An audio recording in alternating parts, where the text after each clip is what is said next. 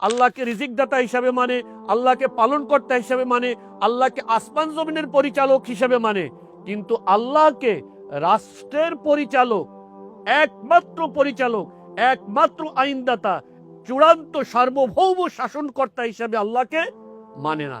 যখনই আপনি এটা বলবেন আপনি জঙ্গি, যখনই আপনি এটা বলবেন তখন আপনি কট্টরপন্থী, যখনই আপনি এটা বলবেন তখনই আপনি নতুন কিছু বলছেন।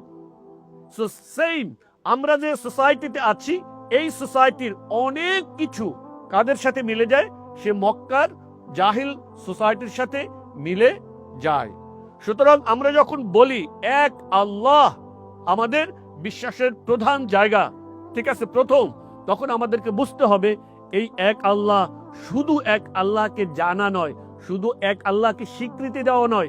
আল্লাহ আপনার স্বীকৃতির অপেক্ষায় নেই। আল্লাহ আপনি স্বীকৃতি দিলেন না দিলেন তাতে আল্লাহর কিচ্ছু আসে যায় না।